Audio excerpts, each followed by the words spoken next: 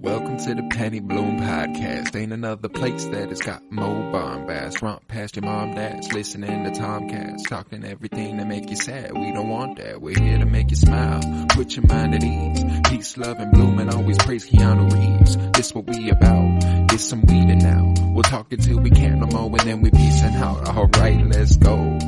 Penny Bloom Podcast. It's the Penny Bloom Podcast. Penny Bloom Podcast. It's the Penny Bloom Podcast. Penny Bloom Podcast. Penny Bloom Podcast.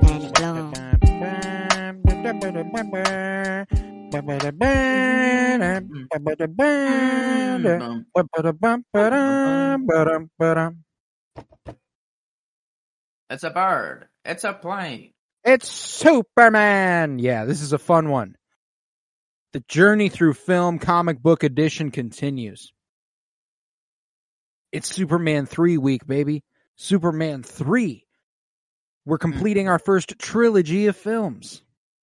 There will be a few on this journey. I am Colton Robertson. I'm joined by Joseph George. What's up, homie? Oh, what up, what up? Always a pleasure to be here. Oh, and it is always a pleasure to have you. Today, we continue the journey through film comic book movie edition. Like I said, it's Superman 3, and I think I speak for the both of us when I say this does not quite stand up to the first two films in this saga. No, not quite.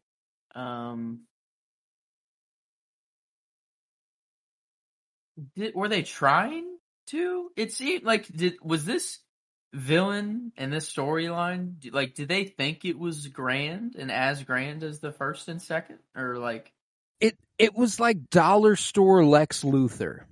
Yeah, you know, it was like more meticulously economical Lex Luthor. You know, at least Lex Luthor had vision.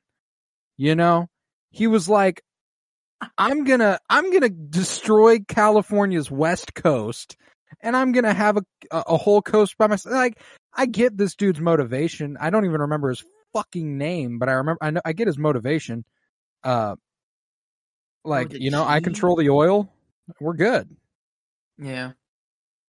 But yeah, wow. Felt like there was a hell of a lot of ways to go about this story a little bit better. However, we did have some comic book influences for this one, the least of which so far. This is our fourth movie on the journey through comic book film. This will top off our first month in the project. But yeah, we had a few goodies. We had Action Comics number 543, which is I mostly chose this one because it kind of it gives us an opportunity to see Clark kind of at odds with himself, like we see in a few other things. But we also see Lana Lang in this one, and a romantic attachment to Clark. Felt like a nice little prerequisite for this one because you mostly know Lois Lane as that. Mm-hmm. We got Adventure Comics number 255, which is called The Splitting of Superboy. Literally divided Superman and Clark Kent from himself. And the same goes for Action Comics number 293. We get the same thing. We also get him crushing a piece of coal into a diamond in that book. So we got some clear influences there. Adventure Comics number 340 is the introduction of Computo, the Conqueror.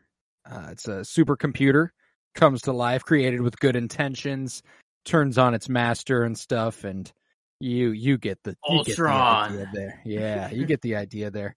Gus Gorman's creation influenced by that, and then Superman's girlfriend Lois Lane concludes with Lana Lang joining the journalism world. So kind of another little influence on this. So that was the thing. Those were it. You know, like they were very blatant influences, but they were very minor.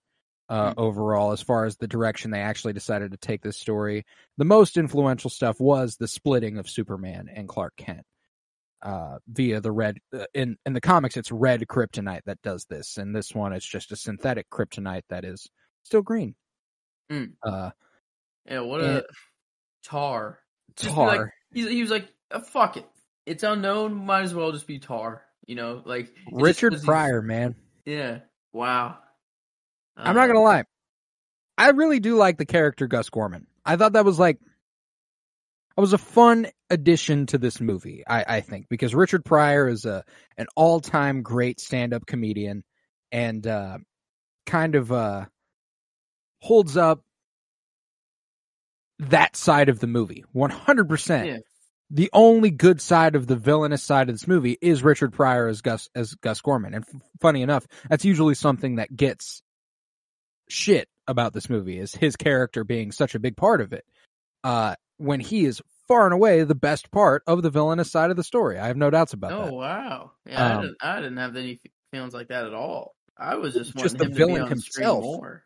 Yeah, I don't like he always was the reality check, in the situation. Like he was always like, greed? What are you talking about? Like are you sure? That's, or I don't know. Like and the way they play with his morality a lot throughout the movie, how he's like, yeah, I can't.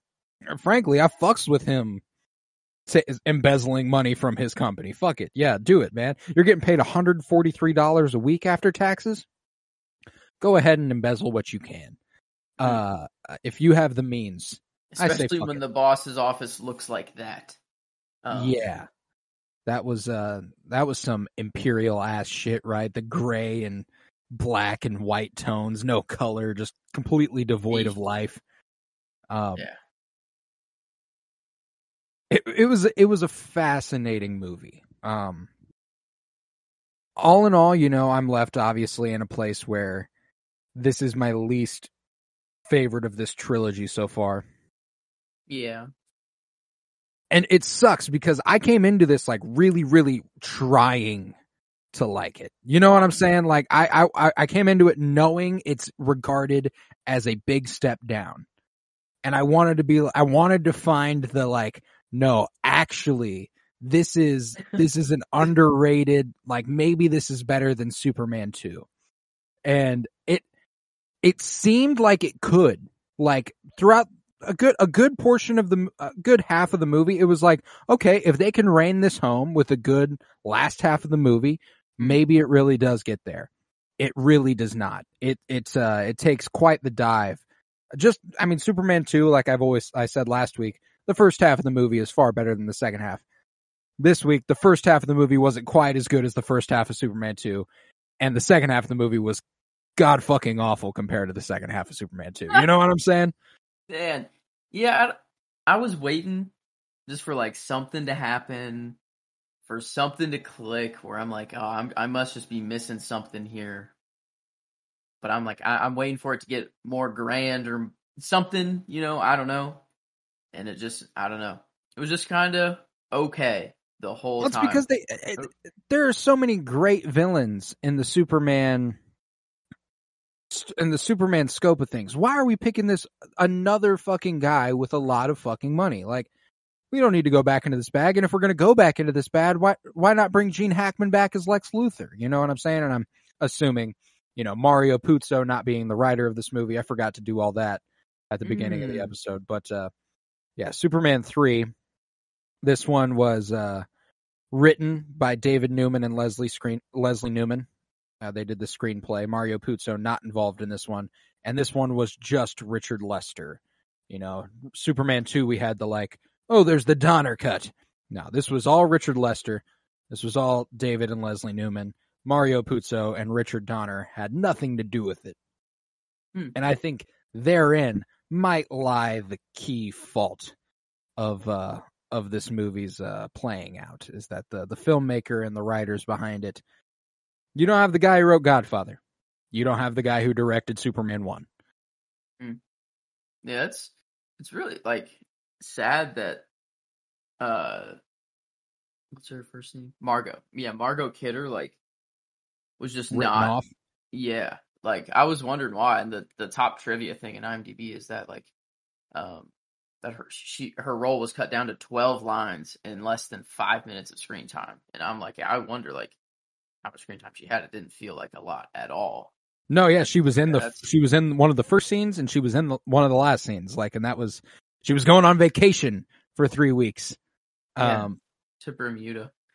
To I thought Bermuda. like Clark would eventually find himself down there, or she was gonna just lie and say she was going to Bermuda, but she was actually going to Smallville. Nah. And I'm like, and no, yeah, and I'm like, okay, Yep, she cool. just well, and she had a whole fucking awesome adventure down there that she got back and she was like, I knew something was up when I got kidnapped by the fucking driver.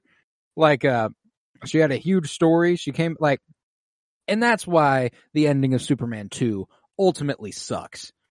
Her not being able to remember anything is the reason they do this. You know, they wanted to introduce Lana Lang again. And frankly, I do like Lana Lang. I like that side of the story a lot. Like, again, I'm left in a place where the first half of the movie is really, really good, where Clark's reconnecting with Smallville and he's interacting with his high school sweetheart, or not his high school sweetheart, but a girl he had a crush on in high school, the prettiest girl in school, the only one who treated him right in the first movie. You remember the chick who was like, actually like, oh, I'm sorry, like you how you doing, Clark? What are you up to? Yeah, or whatever. Yeah. The only girl who was there for him, and the dude who was an absolute dick to him and through all that shit ends up being an alcoholic who can't get Lana. That guy. That guy. Let me show this kid how to bowl correctly. Gotta show him, at his crucial age of 6 years old. However, I don't know how old this kid is. That's a little fucking dude. Like, frankly, all of it kind of blows. You know, like, whenever he, like, goes up to him and he's like, here, let me show you how to do this, Sonny. It's like, all right, that's embarrassing. And Clark really, really means well, but that doesn't make it any better. Like, as far as the embarrassment towards the kid, I think he's doing great. Well, he just guttered a ball. He's clearly not doing fantastic. And the gutter was bad, too. Like, it was like 1 foot down the lane. Yes, he needs help bowling. No, he's not doing it right. There is a middle ground here. Hey, but the man sneezed and absolutely demolished these pins. Yeah, that lane is no longer functioning. Here's my thing.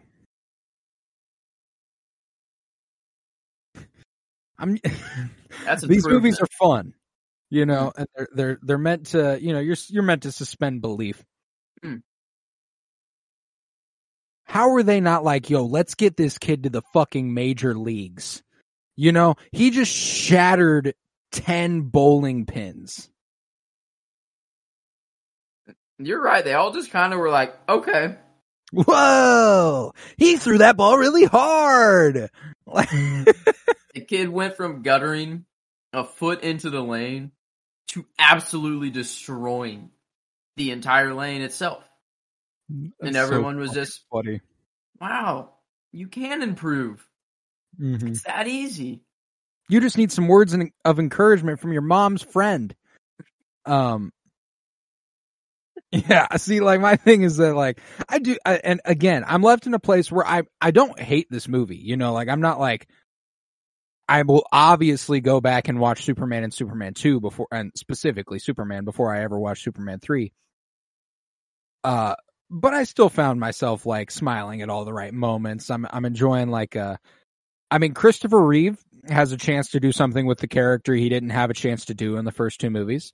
True. So that was like it was an interesting aspect of the story. I think their approach to the red kryptonite, in quotes, I'll put that, because it's obviously not red. The synthetic kryptonite that they introduced affects his personality, which is not something that is unbeknownst to Superman lore.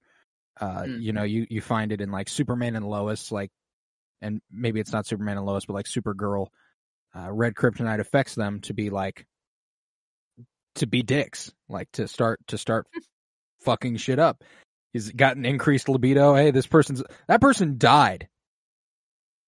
They didn't get the person out of the truck. The truck fell. Wait, the person was still in the truck? I think so. They were like, not much you can do now. Oh, if only you would have gotten here a minute sooner. Oh, I thought they got him out, but it was just that, like, all the materials and stuff they have to clean up. Oh, maybe I that's the didn't case. think Hopefully the that's dude the was case. still in there. I thought, oh, wait. I didn't know the driver. I don't know, maybe. I have no idea. Okay. But yeah, the way he was just like, no, I always get there in time. He's like, I always get there in time. And then he like sits on the couch and like gets like real close to her and is like, so how are you? What if we what are we gonna do about this here? I love how in Superman lore it's like, if he needs to be weak, it's a fucking green rock. If he needs to be a dick, it's a red rock. Yeah. It's just, fuck it. You know, Different types of kryptonite affect Kryptonians in different ways. Yeah, who cares? It's the story that matters. That comes after. It doesn't matter how. Yeah, and like Superman and Lois, there's like an orange kryptonite that can give or yellow kryptonite or something that can give other people powers that are not Kryptonian. Fuck it, space rock. Space rock. You don't need to explain. Yeah. Yeah, it's like, oh, it came from Krypton. It can do Krypton shit. Okay. Fair enough. Yeah, and frankly, that's all I need. But yeah, you know, I did really, really like Lana Lang and Clark Kent's connection throughout this movie. I thought that was really thought it was a charming part of this movie. I do really like Lana Lang, the actress who plays her, Annette O'Toole, ends up going on to portray Martha Kent in Smallville, the show about the young days of Clark Kent. So she's a very prominent role in that show. And in fact, I was watching this and I was like, where the fuck do I know Lana Lang from? And eventually it clicked. I was like, holy fucking shit, she plays Clark's mom about 20 years down the line in a show. Wow. And they did that a lot in Smallville. Christopher Reeve even comes back in a very small role for an episode. He plays a professor of some sort. That's cool. Yeah, it is really cool, but I do really like Lana Lang in this movie too, you know. So I was having a tough time deciding who my favorite character from this movie would be. Because for the first time I think I can confidently say it's not Superman. Yeah. Usually it's like, I'm gonna go with someone else, even though it's probably Superman. This time I'm like, no, it's not Superman. I didn't have a great time with Superman in this movie. It's not fun to watch him be all dickish. I will say my favorite performance probably will be Christopher Reeve as Superman again, because he got to do a little bit more with the character than he has in weeks past. But character-wise, I was kind of split between Lana or Gus. That's who I was between. I think I'm going with Gus still, because he was kind of the guy I was like most intrigued by in this movie. Yeah, it's who I wanted to be on screen the most. It's the storyline that I wanted to get back to always, and whenever it came up, I'm like, okay, finally. Yeah, I'm with you. I think I'm going to go with Gus as well. He's just a fun character, you know, and like we don't get a lot of just normal folks being like, we start this movie with him in the unemployment line, and him being like, "Yo, what the fuck? I've been trying and shit. It's been 36 weeks. I've been trying to get a job. I can't get a job. What do you mean it's good? It's just done, you know? Gets a job, gets a measly paycheck. He's like, all right, you know what? I had a tough time figuring out how to flip the burgers and how to do all this. Because you remember whenever he was like, they want you to learn everything on your first fucking day. Do this, clean this, cook that. I do, however, know how to program computers and shit. Yeah, as one just does. Yeah, you know, he's kind of a prodigy. It came so naturally to him, and his little course, they were like, "Wow, I've never seen anyone do it like that." He just did it. God, it even shocked him. Like, right? He was even he shocked himself. He's like, I just did it. Well, and the fact he builds a supercomputer off screen at some point. Yeah. As one does. You want to build a supercomputer? Fuck yeah, build a supercomputer, buddy. And it can just do anything. His little blueprint for it was like a bunch of different Post-it notes and stuff all spread out. Sufficient enough. Yeah, it'll get it done. It'll get it done. But yeah, I think I do have to go with Gus Gorman as like my favorite character from this movie. It was it's funny as fuck too. I love Richard Pryor, you know. And if Christopher Reeve hadn't had a chance to do something new with the character for the first time, I'd probably end up going with Richard Pryor for the performance too. But Christopher Reeve, you know, like when he was playing a cocky asshole, it hit me. I was like, oh man, he's not, like, it made me remember, like, Christopher Reeve isn't Superman. You know what I'm saying? Like, I've always just seen him as such a good, honest Superman-esque guy. And whenever he started portraying him as a cocky asshole, I was like, oh, Christopher Reeve has a lot of dimensions to him, you know, like, he's not, because he played that well. Yeah, he's not just the quippy, you know, do-gooder. Joy, just goody. Yeah, I don't know, it was really cool, and how like his suit was even a little darker. Yeah, you know, literally they a just little made maroon and gold instead of red. Just and made yellow. it darker. Fuck it. If it get, you know, like his suit is like a mood ring for him. Yeah, I love that. The thing that's the science behind whenever he's standing there and like there's like a star on his forehead and it starts shimmering. I was like, what the fuck's going on here? And then Clark walked out of him and I was like, oh, all right, just happened. Yeah, because like at least in these comics we read, it was like some sort of projector that like separated his personalities. It seemed like the Clark Kent that was inside him was fighting so hard to get out that eventually he just walked out of his body. Which is fucking outrageous. If there's any thing from these movies so far, you know, like the spinning around the earth to turn time back, fuck yeah, do that. This is the one where I start going like, ooh, I don't know. That's just a little, it's just a little much for me. and was there any like there was no build up to it either, really. It was just like out of nowhere, he starts glowing and boom, there like. Well, he like drops down into the car graveyard. And he's like, he lets out one of his famous Christopher Reeve Superman screams.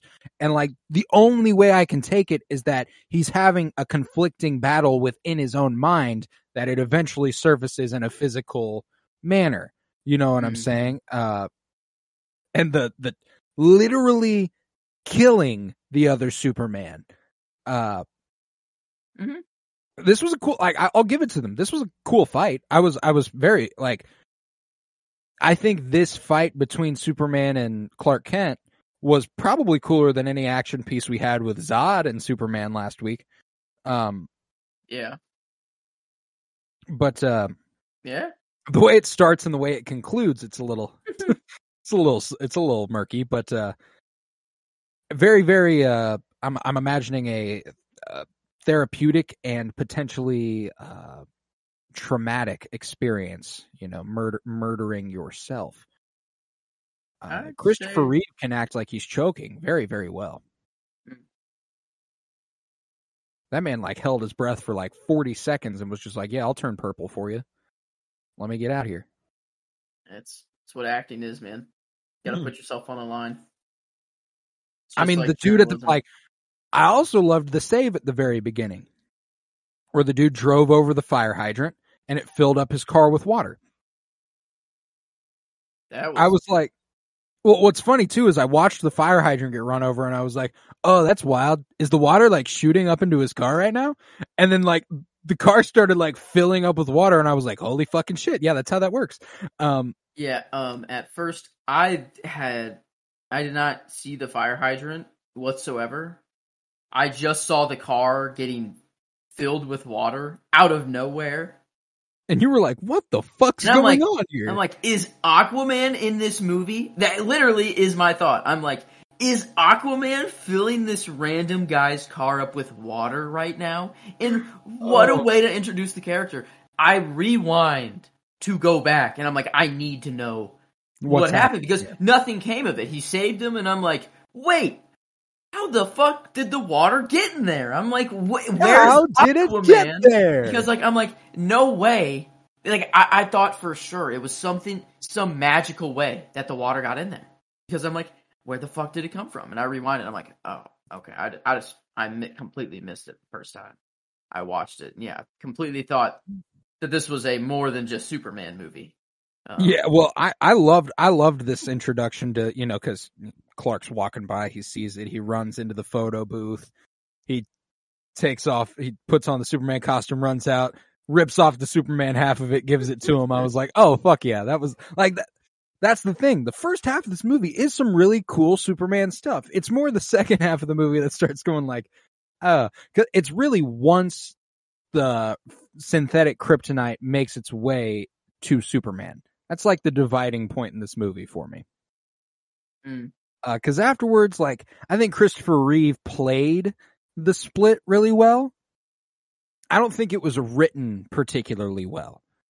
I think, I do like the way it like slowly eats at him, and he can like bring himself out of it at the beginning. He's like, you're right, I gotta go, and then like he goes and does it, but straightens out the Leaning Tower of Pisa. He's affecting people all over the world. Like, it gets fucking hammered in the bar. Was that just to be a dick?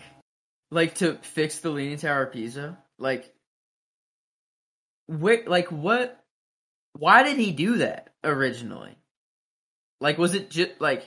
I think he was. I don't know if it was to be a dick or to be like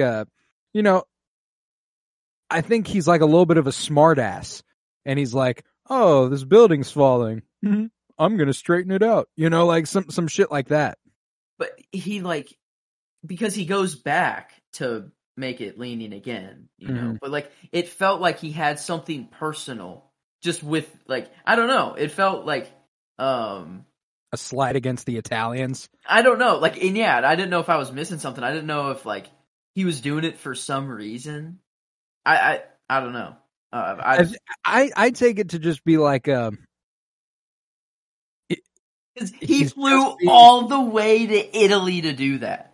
He had all the way there. He had to have intended to do that. You don't just accidentally fly by and be like, "Oh, I'll fix this," and then I'll be on my way. He was sitting at home and he went, "I'm gonna go straighten out the Leaning Tower of Pisa." And he's like, "Fuck it," and like, no way, it's just to make this one vendor of selling these things mad, right? Well, that'd be even funnier. Like, I don't know. I didn't know if I was missing like a through line or something in this, like in the story that I just missed. Well, what sucks even worse is it seems like those are like handcrafted.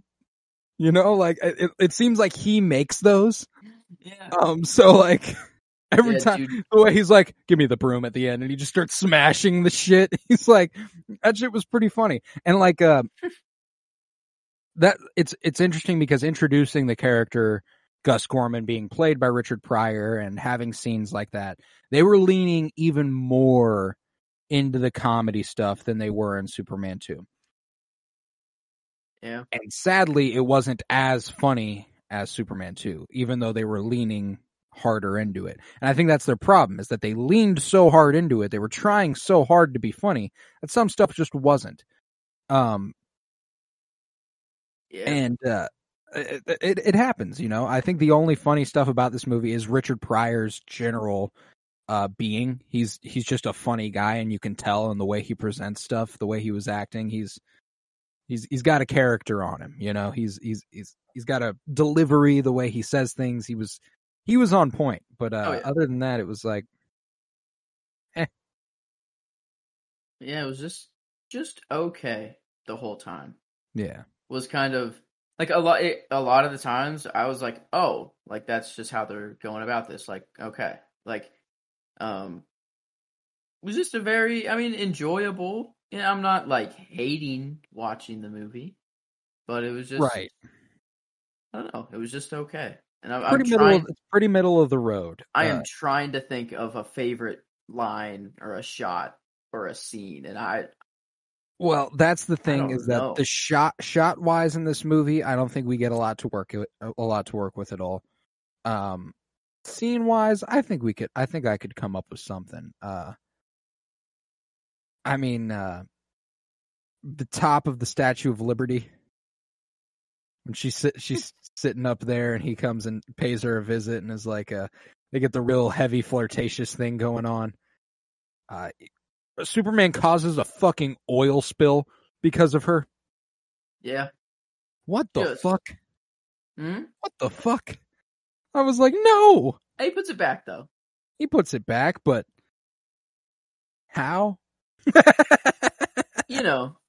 Yeah. He's Superman. He blew really hard. He blew really hard. He can separate that. I mean, the way that at the beginning, whenever the giant fire's happening and that stuff's heating up to a temperature that's just like, once that happens, it'll eat through anything. How about I go to the lake, freeze the sheet of water on top, bring that back and drop it on it, instead of just going ahead and putting the fire out with my ice breath?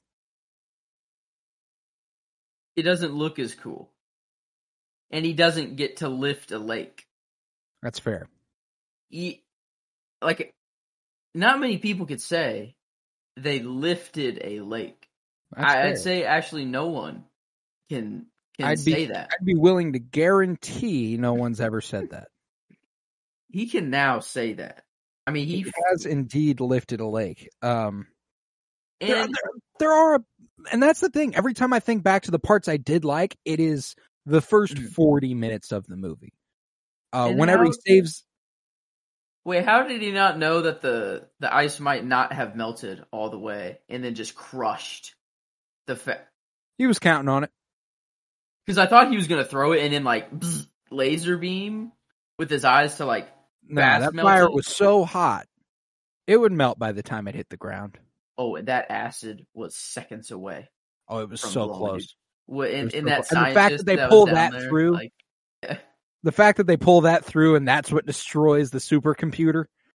I was like, "Oh man, y'all really did it with this one, huh?" Wow.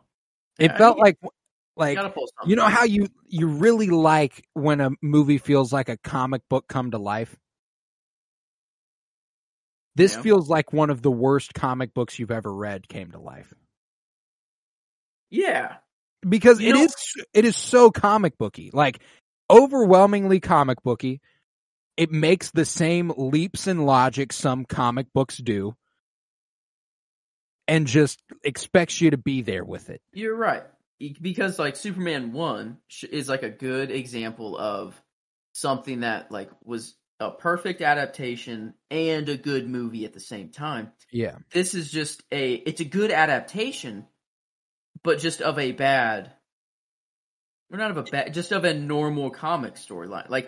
It's not. It doesn't feel worth it. It felt like one of those in between comic books. You know, whenever, if you read consecutive comic books, there's an arc where you really like the villain and the story that's going on. Then they throw in a 2-issue arc where you're like, okay, I could give a shit about this, and then they get back to the good shit. You know what I'm saying? This is that in between thing where it's like, did we really need a movie of this one? You know what I'm saying? Of every villain you could choose, and I don't know, just computers, being in software, being kind of like the villain, the enemy, instead of it being just some alien. You could do anything with Superman, and they chose just to make it computers and half cents in between the dollar that exist only in the. I don't know. Well, I think it's kind of this is 1983. So it's very early in the general existence of computers. I think it's kind of being anti-computer. Fair. I guess, people were scared. it's trying its hardest to be like, we need humans to do these jobs. We can't rely on technology. We can't do all this. And then everyone was like, it's so much easier that way. Back in my day, we had, if you wanted this, we had invoices, we had ledgers, we had all this. Now a computer does it all for you, and this guy can just get away with it. That's right. And then picking the number for the sweepstakes was eventually done by a machine, and then it just goes to shit. Work. Yeah. Okay. Yeah, it's going really strong anti-computer angle. It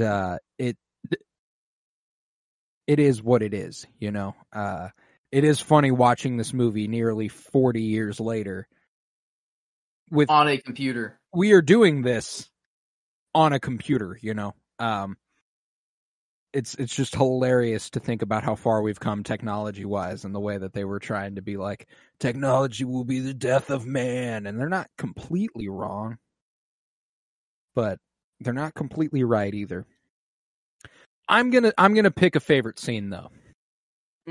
I think my favorite scene is Russ Gorman skiing down the side of a building.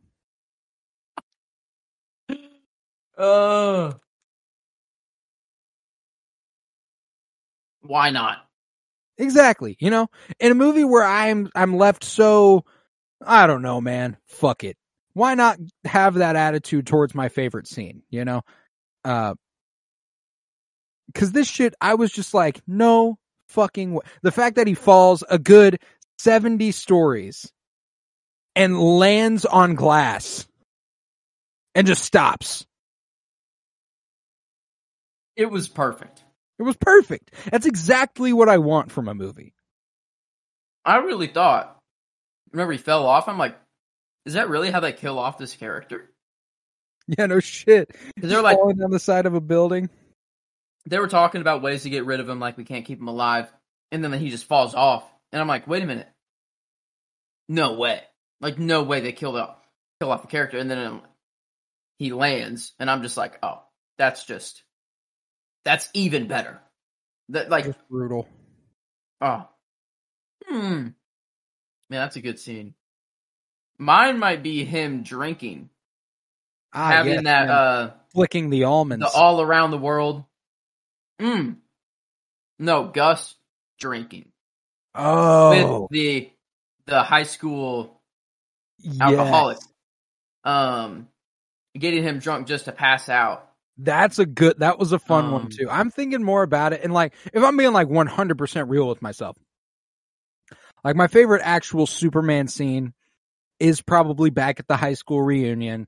Clark Kent and Lana Lang lock eyes from across the room, down the drinks while the rhythms boom.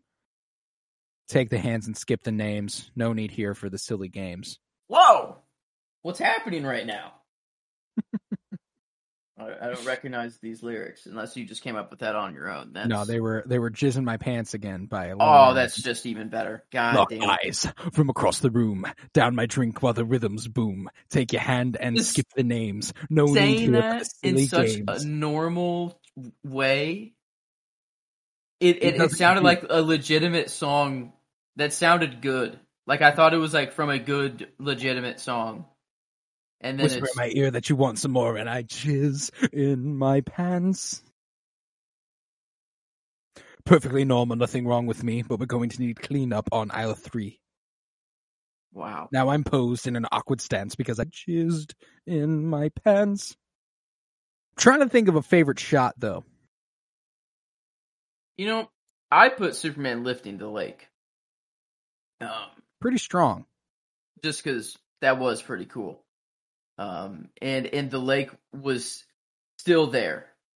He only melted he only froze like the top layer of the lake. I thought he would take the whole thing, and then they would at least try to be like, "Oh, look at it, it's all dried up," But it was like, no, the lake, it's still the full lake. Like they didn't even try to show that it down went at all. At all. Yeah, no, it just it stayed right there. Well, if he takes the whole lake, then maybe the thing that you said earlier would become a problem. Like the whole lake drops on the building, it's fucked. Take the top layer of the lake, and maybe Fair. we'll be okay. Fair. He thought of all of this. This is instinctual to a Kryptonian. It's to us that makes sense. I'm gonna go classic with it for my favorite shot. Okay. After Clark kills Superman and he's back and he stands up and he shows the S and it's back, it's full bright colors, and it's just that, because there wasn't anything in this movie that even came close to feeling artful. No. There was no. It was just we're filming what's happening there. Here you go. Like there was nothing that was set up beautifully. There was nothing it was just very okay. I don't know if that's the word I'm coming back to, is just okay. Just okay. I just can't take it all that seriously. And I don't think its goal is to be taken seriously necessarily. I really don't. I think it's with the first one. And the second one, they were like, they did well, but they knew they didn't hit quite as well as the first one. And then they were like, well, let's just go further down the rabbit hole. It's kind of Peter Cottontail hopping down the bunny trail. And this was planned, alongside Superman 2. Well, this was part, right? Or I guess they knew they were going to do a Superman 3, but it was Superman 1 and 2 that were prepared together side by side. Okay. That makes more sense. It makes a lot more sense. I'd be willing to bet that, because David and Leslie Newman were co-writers with Mario Puzo on the second movie. I'd be willing to bet they had an idea for what they wanted to do with the third movie, and involved Clark going back to Smallville and finding Lana Lang and stuff. So they went, and this is what we're going to do at the end. We're going to wipe Lois's mind. She doesn't remember everything that just happened with Superman. And then that's going to be that. I also loved the part at the beginning of the movie whenever he holds up his old high school sweater with the S on it, and they see him with the S on his chest and are like, huh, you look vaguely familiar with an S on your chest. But before that S, I would never have thought it. But now that you hold that there, that's for Smallville. Yeah. And you're roughly the same height and build as Superman 2. It is really strange. Yeah, this is odd. But another, I'm just going to go ahead and pick out the parts I did like, because we've been focusing on a lot of the goofy stuff. I did love at the end when he flew away with Gus Gorman, and Gus Gorman's decision at the end to go I can't stand by and let this happen to Superman. He was never fully on board with it. He was under threat of, jail time and stuff. So he did what he needed to do to stay out of jail, but ultimately he couldn't let it happen. He shuts down the supercomputer. Oh wait, the supercomputer's powering itself. It wants to stay alive. It's taking power from everywhere in the world. Yeah, these things happen. But once all that's done and he's flying away with Gus Gorman, he sets him down at the coal mine and is like, he's got a job here, I think you couldn't find someone better than Gus for this job. And he's like, wow, thank you, Superman. Thank you so much. And then he flies away, and they're like, well, you got some pretty good references. You're good to go if you want it. He's like, I don't think this one's for me, but I'm gonna just go ahead and find the nearest place that I can get away from here, and I'll be good. And he's like, all right, 9 or 10 miles that way. I loved that, he got sat down, he had a job, he was good to go, and as soon as Superman leaves, he's like, yeah, I don't think this one's exactly for me. I'm good today. Didn't the one girl, was it? I don't know who that was, the assistant of the boss, or maybe it was a sister. Sister of Webster. Yeah. Okay. So it was a sister. Yeah. Got created into a supercomputer, like into Yeah, a yeah, cyborg, yeah. basically. Yes, indeed. That was just amazing. Like so many things near the end were just like This is happening now. wow. And I don't know. Like, I mean, maybe that's my favorite shot. Is just her like being creative. Like Her I don't like know. opening her eyes and they're like milky white, and she's a robot now. I'll stick with the lake. I don't know. It was pretty Good choice. Good Superman moment. But yeah, I don't know about a line though. Yeah, line wise, I think I'm struggling for that. I don't know, man. I'd have to hit up the quotes on IMDb. That's what I'm doing right now because I can't remember shit. Oh yeah, whenever Ross was like, "I asked you to kill Superman, and you're telling me you couldn't even do that one simple thing." That one, and then just throws the phone on the ground. Yeah, killing Superman. That's the one simple thing that you had to hire out to do. In that one little pesky country of Colombia. Oh, Why can't it has 2 exports, and one of them is coffee. That's the illusion they make to that's how they refer to Colombia. I was like, okay, a native wedding. Like Colombia's some fucking backwater. Like what? Yeah, a lot of that in this movie. It was rough. It was a little rough there, on that side of things.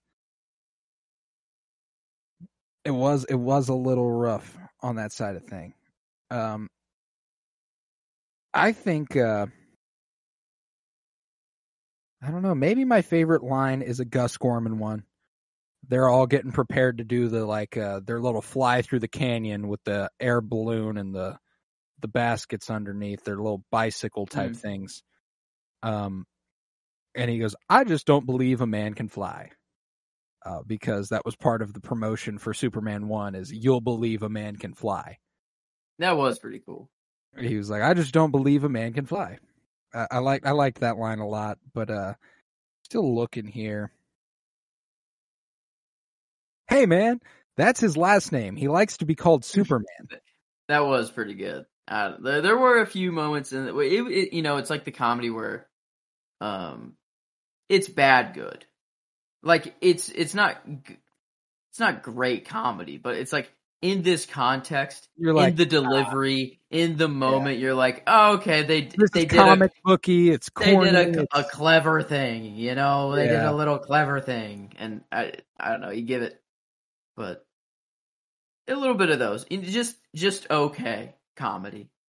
It's just okay, and it's sadly what the focus of the movie, kind of, or more of a focus. And yeah, they definitely key in on it. Gus Gorman adding tar to the kryptonite. Yeah, and what the hell? He ain't gonna smoke it. Whenever he pulls up to the building where the alcoholic guy from high school is security guarding, and he affects like his what "sorry to bother you" would refer to as his white voice. Mm. And he's like, "I'm sorry, sir. I just needed a little help." That shit was funny. That was a good scene. Oh, that is my favorite scene from like that. I guess not if you can count that moment, but just like whenever he gets inside and he's like, or shows him what's in the briefcase, and then they have their little sit down. And what a cool little idea though for drinking. Kind of have like drinks across the world. It looked like. Yeah. That was a good idea. But, and yeah, it was a movie. It was a movie indeed. It was a movie. I can say that much. Sure, I'll put what the hell. He's not gonna smoke it. He ain't gonna smoke at all. That's what you're gonna. Sure. Yeah. You're like, I can't find one. I'll just do this. I get it.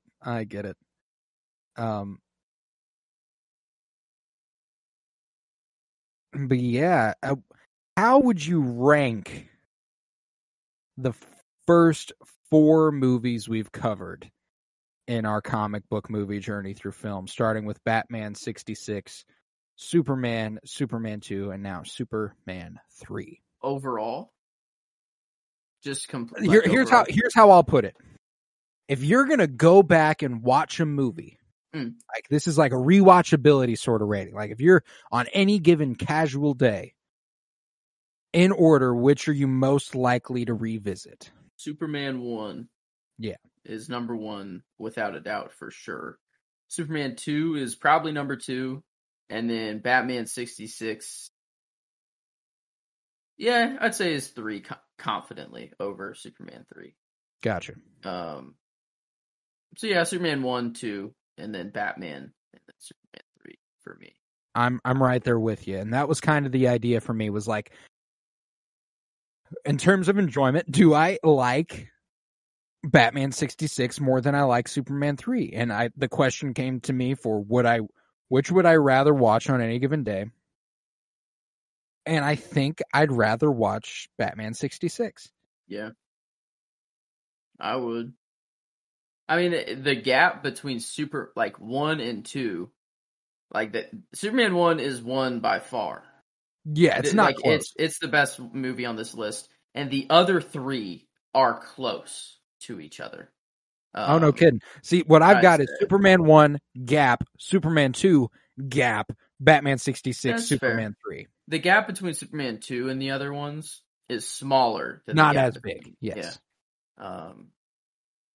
But I tend to agree with that. Yeah, no, I definitely go back to Batman before I would this movie. If I'm just picking up a movie, I'd have to.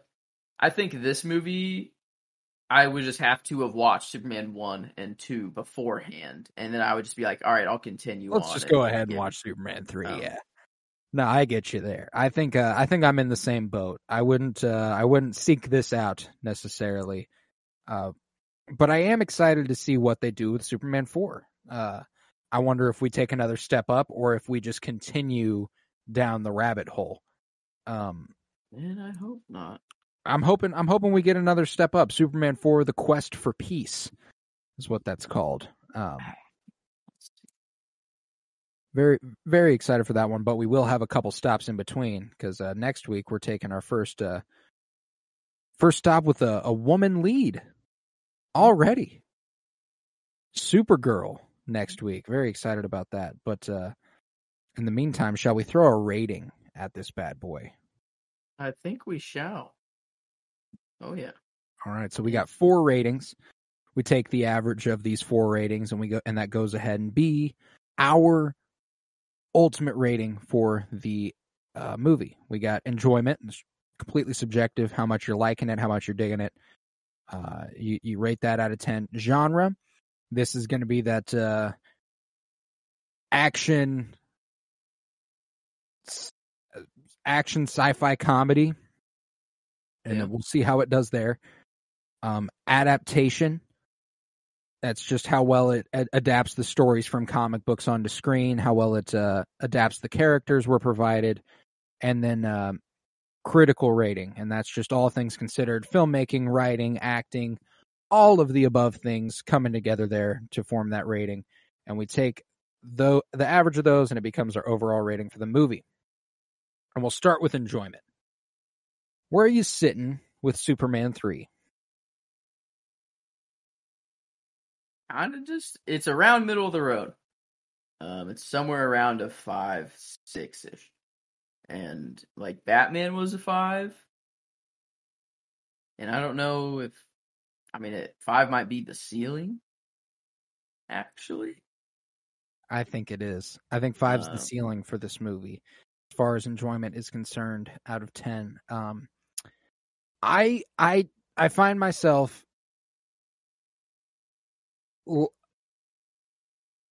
I like the overall story and movie that unfolds before me in Batman 66 more. However, I do think I'd prefer to watch Christopher Reeve as Superman, and I'd prefer to have Gus Gorman involved. And like, there are elements of this movie I prefer to that movie. The villain side of the game, fuck no. Batman 66 has that on lock. We got a lot of classic antagonists in that. And you know what? The more I talk about it, the more I'm like, no, I don't enjoy this movie as much as Batman 66. I don't know if it's a full point down. Do we go as low as a 4? That seems harsh. I was going to say, I was thinking more in the 4.5, 4.75 range.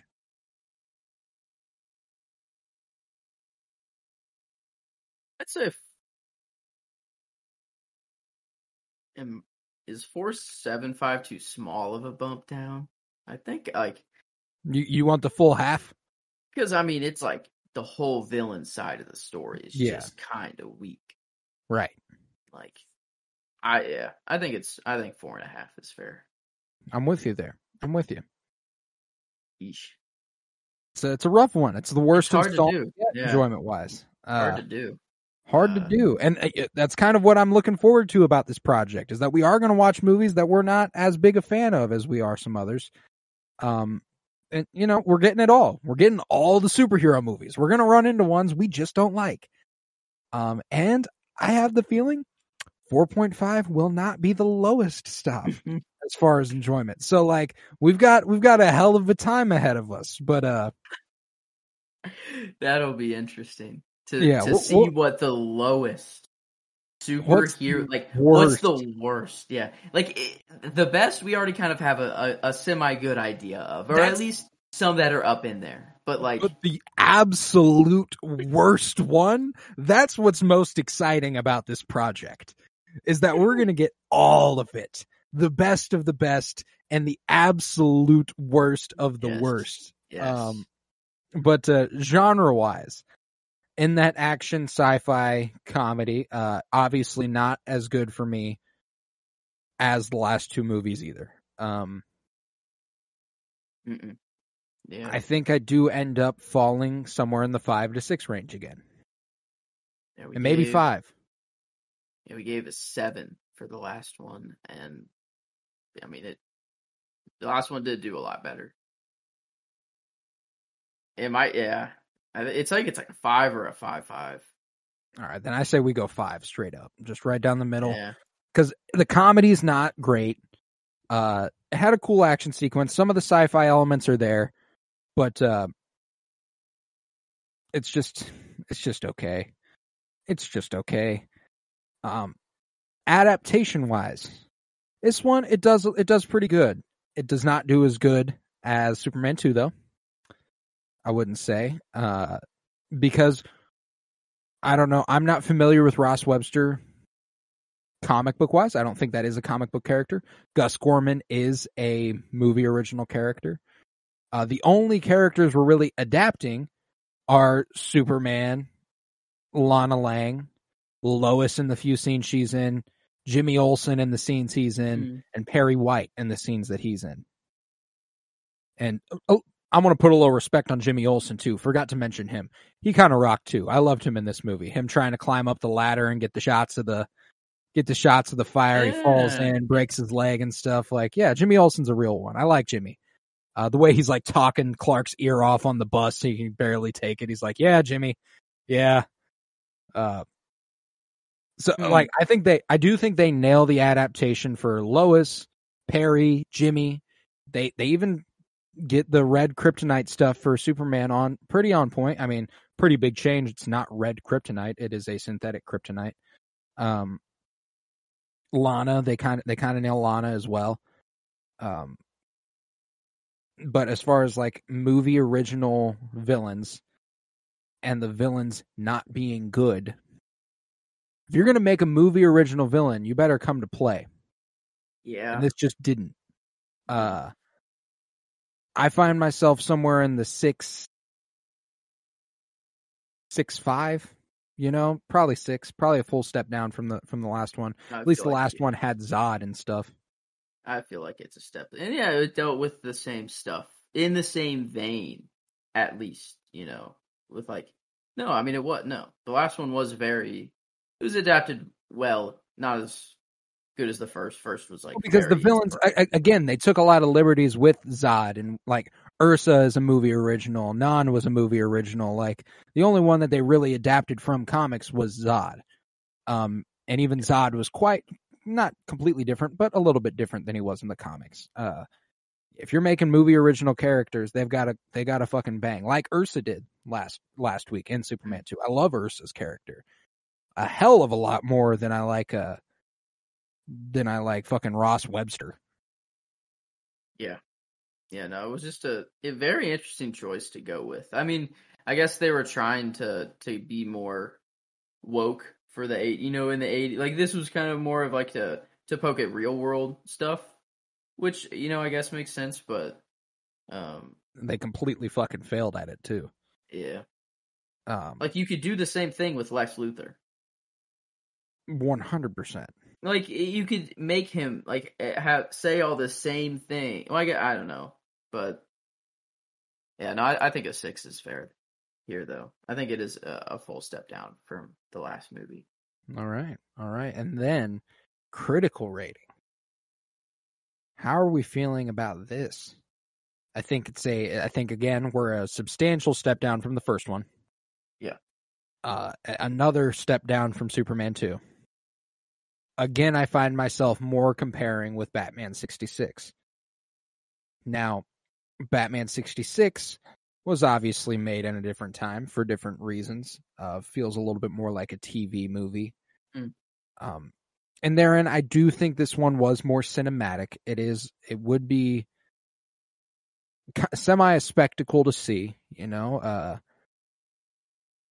I think the writing might not even be as good as it is in fucking Batman 66, frankly. I think it's kind of just in between Batman 66 and Superman 2. It's kind of just right in between there. Overall as the film. About like a 4 or 5? 4.5, I think. Yeah, 4.5 would be, because let me spit this at you then. 3? If 5 is average, do you find yourself at just below average with this movie? Actually, no. I find myself at more like a 4, I think, where I'm not good, like, if we're taking a step down from average, this is below average. Yeah. Is it a 3.5 or is it a 4? I go 4. 3.5, I feel like we're going to find some that find their way in between in that gap a little bit more. Batman beat it out. Superman 3, 4.88 average. Batman was a 5.25. So that's a Superman 3 comes to a 49% on the old tomato meter. A little under half. Which makes sense. And Batman 66 came to a 53% on the old tomato meter. So now let's take a look at how those compare to the IMDb and Rotten Tomatoes. I've got the IMDb here if you want to head to Rotten Tomatoes. We've got it at 4.9 basically. On IMDb it's listed at a 5 out of 10. So we're pretty on par with the IMDb stuff so far, I think. Rotten Tomatoes. Ooh. Critically, they give it a 30%. Ooh. And the audience gives it a 23. Oh, that's bad. Wow. Yeah. So we're pretty loving still over here, I guess. As it goes to Rotten Tomatoes, but yeah, shit, man. I don't know. We found it to, like, I'm looking at it compared to the Batman 66 thing, and we got it lower on enjoyment, lower in genre, lower in adaptation. The only place it's better is film, and it's by a point. Yeah. I think that makes sense, though. Yeah, it makes sense in my head. Where it was. Just kind of was okay. That's it. I mean, it was just an all right movie. Yeah, very average. Just a little below. A 0.1 below. Yeah. I don't know. Are we too loving with this movie? I don't like. Well, okay, let's see. Enjoyment? The only place I'm questioning it is film. I think we got the others right. You think it's too high? and I can't confidently say it's worse made than Batman. So like the lowest I could go at bare minimum is 325. Let's see. If it's a 3.5, it averages out to a 4.75. So that doesn't really. Nah, then I said just leave it at a fucking 4. I feel fine about it. Like, I don't I was know. just like, I mean, they didn't do a good job making the movie though. Like, it wasn't good. Like, it was not good. Actually, wasn't good. Like, is it worse than below average? like, I think 3.5 is more fair. Okay, Like, okay. I'm perfectly cool with that because like, would you go as far as to label this movie straight up bad?